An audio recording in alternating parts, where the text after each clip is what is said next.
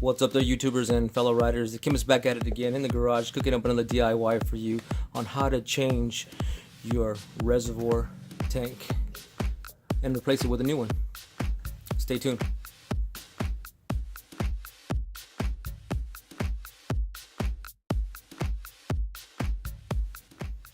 Alright, YouTubers and fellow riders, Kim is back at it again. Today I'm going to be showing you in this DIY how to change your reservoir tank.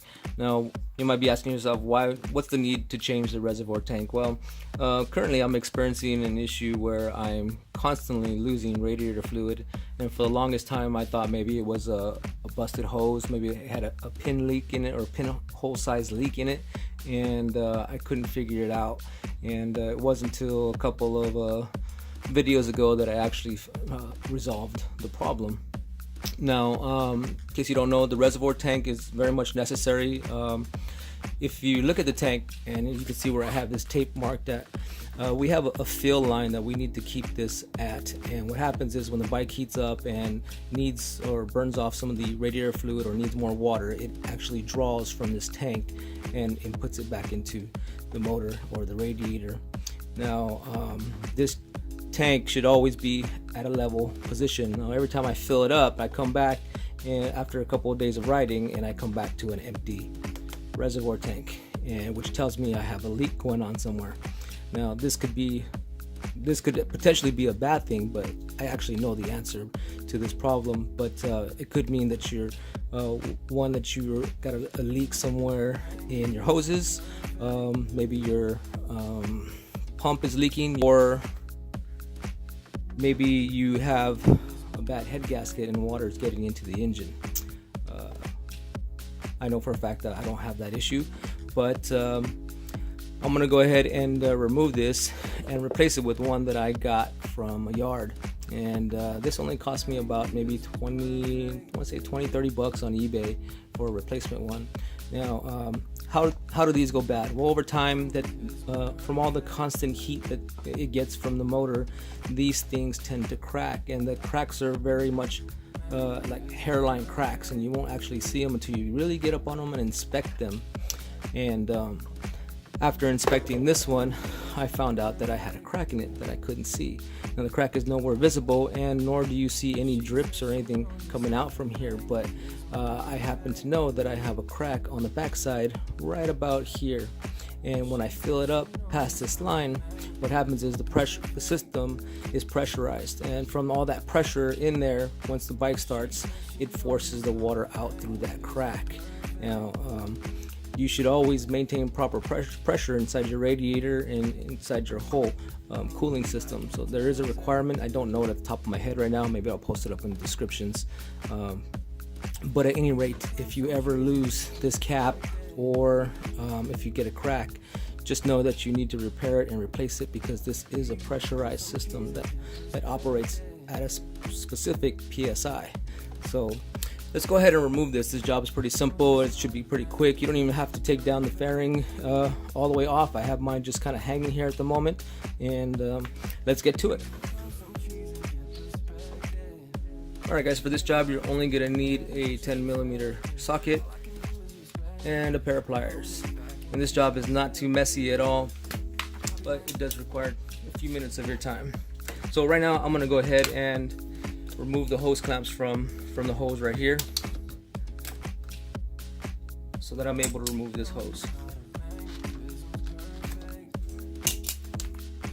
Secondly, we're going to go ahead and remove this bolt.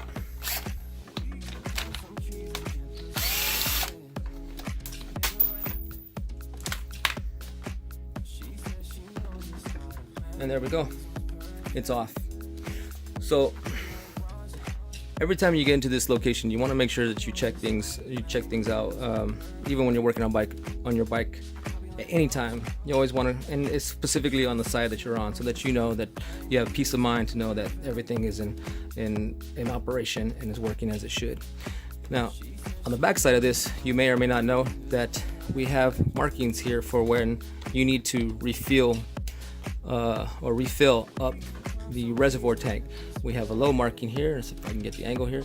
A low marking here and a full marking here. So low and high. This full marking correlates with the one on the opposite side. So we always need to make sure that we fill up our reservoir tank to the proper levels.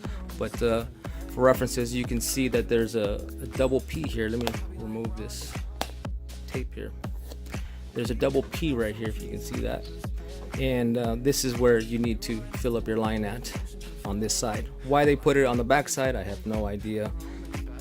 But at any rate, let me go ahead and show you the crack that I'm speaking of. I'm not sure if you can quite see that, but there is a crack that follows all along right here. And like I said, over time, this becomes really brittle and breaks. And you can see where it's breaking now. That simple.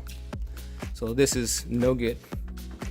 So today I'm going to be replacing it with the one I bought from a yard. And as you can see, this one's in pretty good shape.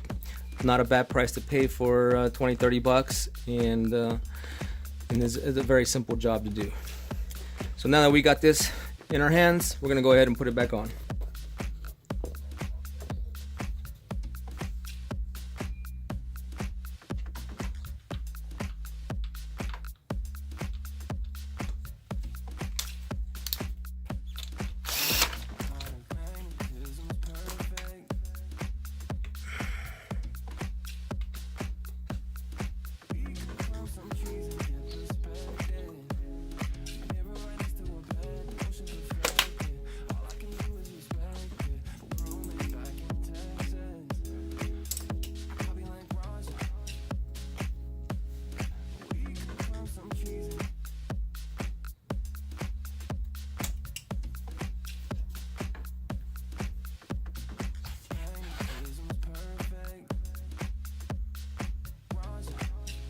And that's it, guys. That's all we need to do to change out your reservoir tanks. It's a very simple DIY for you right here.